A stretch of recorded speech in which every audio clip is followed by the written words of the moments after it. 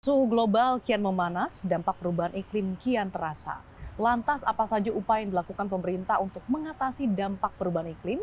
Untuk membahasnya saat ini saya sudah bersama dengan Wakil Menteri Lingkungan Hidup dan Kehutanan, Bapak Alu Dohong. Halo Pak Alu, apa kabar Pak? Baik, Mbak Sasa, apa kabar? Baik Pak, terima kasih lagi-lagi sudah meluangkan waktunya untuk CNBC Indonesia. Sama-sama, terima Pak Alu, kasih. tentunya perubahan iklim menjadi isu utama yang menjadi concern masyarakat dan bahkan sebetulnya dihadapi oleh Indonesia saja ya Pak ya, tapi juga dihadapi oleh berbagai negara di dunia. Lantas apa saja Pak langkah-langkah konkret yang dilakukan oleh KLHK untuk mengatasi dampak perubahan iklim ini? Baik, jadi kalau kita bicara perubahan iklim, itu tidak hanya persoalan Indonesia, ini persoalan global. Bahkan sering dikatakan ada triple planetary crisis ya. Triple planetary crisis itu dari perubahan iklim, polusi, dan kehilangan biodiversitas. Bahkan di bulan September tahun lalu, saking sedikit putus asanya Sekjen PBB, dia menyatakan kita sekarang we are not in the global warming era anymore, but we are entering global boiling era. Ya, jadi artinya sudah pendidihan global. Tentu untuk mengatasi perubahan iklim ini ya global sudah berkomitmen kan lewat perjanjian Paris atau Paris Agreement, di mana kesepakatan Paris Agreement diharapkan kita mengendalikan kenaikan suhu bumi ini tidak lebih dari 2 derajat bahkan menuju 1,5 derajat. Dan masing-masing negara parties ya anggota yang menandatangani Paris Agreement termasuk Indonesia harus menunjukkan komitmennya. Nah, komitmen Indonesia apa? Ada 2 sebetulnya. Yang pertama, kita sudah menyampaikan nationally determined contribution kita atau NDC kita. Bahkan di September tahun lalu kita sudah mensubmit lagi enhanced NDC kita atau ENDC kita, di mana kita menaikkan komitmen kita mengurangi emisi dari semula dengan upaya sendiri itu 29%, sekarang menjadi 31,89% atau setara dengan 815 juta ton CO2 ekuivalen yang harus kita kurangi sampai 2030. Itu dengan upaya sendiri ya. Kalau ada dukungan internasional bahkan kita naikkan dari waktu itu 40% menjadi sekarang 42,3 lah plus minus atau setara dengan 1,2 miliar ton yang harus kita kurangi pada tahun 2030, dan ini sudah tahun 2024 ya. Jadi tinggal 6 tahun lagi capaian itu harus kita lakukan.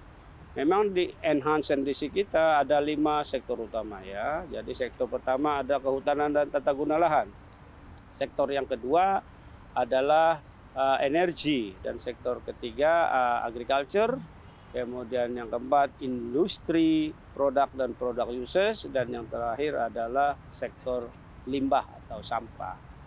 Nah, komitmen kita karena sektor kehutanan tata guna lahan itu hampir 60% dari kontribusinya terhadap pencapaian NDC kita, maka Kementerian LHK lewat kebijakan Ibu Menteri Siti Nurbaya, kita bahkan mengeluarkan program yang kita sebut dengan Forest and Land Use Net Sink by 2030. Jadi harapan kita di tahun 2030 nanti emisi dari sektor kehutanan dan tata guna lahan itu justru lebih kecil dari sekuestrasi CO2-nya ke dalam ekosistem hutan. Jadi harapan kita bisa memperoleh ya, kalau bahasa ininya negatif 140 juta ton, artinya positif sekuestrasinya 140 juta ton di tahun 2030. Dan setelah itu kita harapkan energi bisa menopang itu.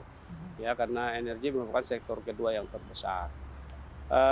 Di samping NDC, kita juga sudah menyampaikan ke UNFCCC yang kita sebut dengan Long Term Strategy on Low Carbon and Climate Resilient atau LTS-LCCR, di mana kita berkomitmen kita mencapai net zero emission di tahun 2060 atau lebih cepat. Oke. Tentu saja beberapa langkah ini juga untuk mengakselerasi berbagai isu-isu yang dihadapi saat ini termasuk polusi udara ya Pak? Ya, jadi gini, pengendalian perubahan iklim, baik lewat aksi mitigasi dan adaptasi, directly sebetulnya secara langsung juga ikut mengatasi kejadian misalnya polusi udara, polusi air, polusi kualitas tutupan lahan dan seterusnya, termasuk kualitas air laut ya. Karena apa? Kalau kita memperkuat misalnya sekarang ya transisi kendaraan ya, penggunaan kendaraan dari berbasis fosil menjadi energi baru terbarukan atau kendaraan listrik dan sebagainya, itu kan berarti kita secara tidak langsung mengatasi emisi dari kendaraan itu yang berkontribusi terhadap pencemaran udara tentu. Kemudian kalau kita mampu mengendalikan deforestasi, melakukan pemulihan lahan, penanaman kembali dan sebagainya, dan mencegah kebakaran hutan dan lahan, itu juga kita mengendalikan polusi udara. Jadi ya kalau kita bicara sih secara umum, di tahun 2023 indeks kualitas lingkungan hidup Indonesia itu justru naik gitu ya, dibandingkan tahun 2022 ya. Bahkan kalau kita bicara indeks kualitas lingkungan hidup itu ada 4 elemen utamanya ya. Indeks kualitas air, kualitas udara, kualitas tutupan lahan, dan kualitas air laut. Jadi hanya memang di tahun 2023 itu ada penurunan sedikit terhadap kualitas air laut. Sementara 3 elemen lainnya mengalami kenaikan dibanding tahun sebelumnya. Oke. Ya. Pak Alus, saat ini kan kita juga dihadapkan pada cuaca ekstrim ya Pak ya. Bagaimana untuk mengatasi hal ini, termasuk mungkin mitigasi untuk kebakaran hutan dan lahan? Karena kan sekarang anomali cuaca ya Pak ya. Iya betul. Jadi sebetulnya ini anomali iklim lah, cuaca itu disebabkan akibat perubahan iklim juga. Jadi sekarang kita lihat frekuensi iklim ekstrim, kemarau ekstrim seperti yang disebut dengan El Nino. Ya. Atau ekstrim curah hujan ekstrim yang kita sebut dengan La Nina.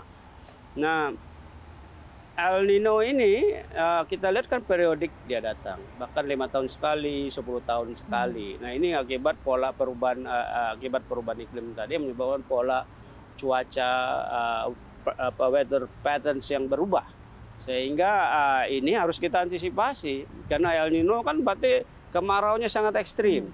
Nah kemarau yang sangat ekstrim itu Indonesia kan misalnya memiliki lahan gambut terluas lahan gambut tropis ya, terluas di dunia. Kita memiliki 24 juta kesatuan hidrologis gambut luasannya. Kita memiliki 13,4 juta hektar lahan gambutnya sendiri.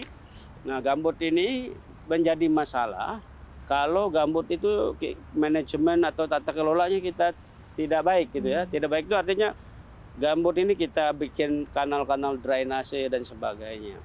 Sementara gambut itu sejatinya dia kodratnya harus basah dan lembab.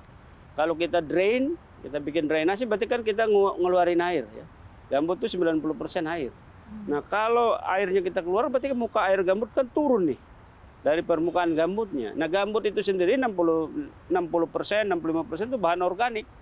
Artinya batang pohon, dahan, daun kayu yang jatuh di lantai hutan tidak terdekomposisi sempurna berpuluh-puluhan bahkan ribuan tahun.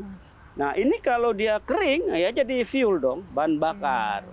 Nah kalau udah jadi bahan bakar ada oksigen, tinggal satu aja lagi dari segitiga api itu kan, oksigen, bahan bakar atau fuel dan api. Nah pematik apinya. Jadi kesiapsiagaan kita terutama di lahan gambut. Nah, kita kan sudah punya badan restorasi gambut dan mangrove. Nah, upaya-upaya melakukan restorasi gambut kita yang terdegradasi akibat dulunya ditebang, kemudian di drain gitu. Ya, lalu kan lakukan restorasi tadi. Dulu kan kita kenal waktu saya dulu di Badan Restorasi Gambut, saya mengintroduksi yang namanya 3R. Ya. Rewetting of drain pit. Jadi membasahkan kembali gambut-gambut yang kering akibat drain itu dengan cara membangun infrastruktur pembasahan gambut. Jadi sekat kanal, penimbunan kanal, sumur bor dan lain-lainnya. Yang kedua, lakukan revegetation dari bare pit. Jadi gambut-gambut yang tidak ada vegetasinya, kita harus revegetasi kembali. Tapi syaratnya restorasi hidrologinya harus pulih dulu. Jadi airnya, tata airnya udah baik dulu lewat rewetting tadi. Baru kita tanam. Nah, menanam gambut yang sudah gundul dan sebagainya ini memperkuat juga sekuestrasi karbon dioksida melalui biomasa pohon kan gitu. Kemudian memperkuat tingkat juga kebasahan gambut dan sebagainya. Dan yang ketiga, revitalisasi sumber mata pencaharian. Memang kita tidak pungkirin ya, di lahan gambut kita itu juga banyak komunitas, banyak usaha dan sebagainya. Tapi saya selalu mendorong bahwa di gambut itu tadi kan, basisnya tuh ada 3 kalau kita mengembangkan mata pencaharian. Pertama berbasis lahan, tapi lahan tidak boleh di-drain, dikeringin gitu. Dia harus lahan tetap basah. Banyak jenis-jenis vegetasi yang bisa hidup endemik ya, hidup di lahan gambut yang basah memang banyak. Bisa jadi sumber mata pencaharian. Yang kedua berbasis air. Nah, itu ada perikanan, macam-macam ikan-ikan endemik seperti betok ya. Kemudian seperti gabus, macam-macam itu kan tipikalnya ekosistem, kita kembangkan itu. Dan yang ketiga berbasis jasa ekosistem, wisata, alam, karbon bahkan ke depan, karena gambut itu menyimpan karbon yang luar biasa di ekosistem gambut kita. Berdasarkan prediksi hasil kajian saintifik ya, dari 13,4 juta hektar gambut kita itu menyimpan antara 39 sampai 55 miliar ton karbon yang saat ini ada di situ. Pak, lalu terkait dengan hutan gitu, KLHK optimis ya Pak bisa menyelesaikan permasalahan tanah di kawasan hutan atau objek reforma agraria, bahkan targetnya 4,1 juta hektar. Sejauh ini progresnya seperti apa Pak dan bagaimana skemanya? Lah ya, kita kan bagian salah satu sumbangsih atau tanggung jawab ya, atau peran KLHK di dalam program nasional reforma agraria adalah penyediaan objek reforma agraria dari pelepasan kawasan hutan. Tadi Mbak Sasa bilang 4,1 juta hektar ya. Dan itu sudah kita lakukan, bahkan sudah kita lepas lebih dari 3,6 juta hektar untuk pencapaian objek reforma agraria itu, penyediaan dari kawasan hutan yang kita lepaskan untuk mendukung program strategis reforma agraria. Saya kira itu sudah kita lakukan dan secara optimal terus kita lakukan, dan mudah-mudahan 4,1 juta itu bisa tercapai. Ya, tentu saya selalu mengingatkan ya, KLHK kan tanggung jawabnya tadi menyediakan kawasan hutan untuk objek reforma agraria ya, untuk akses legal dan sebagainya. Tapi kan eksekusinya juga kan ada kementerian lain. Ya, artinya itu dipercepat dan sebagainya, itu juga keniscayaan harus kita lakukan secara bersama-sama ya.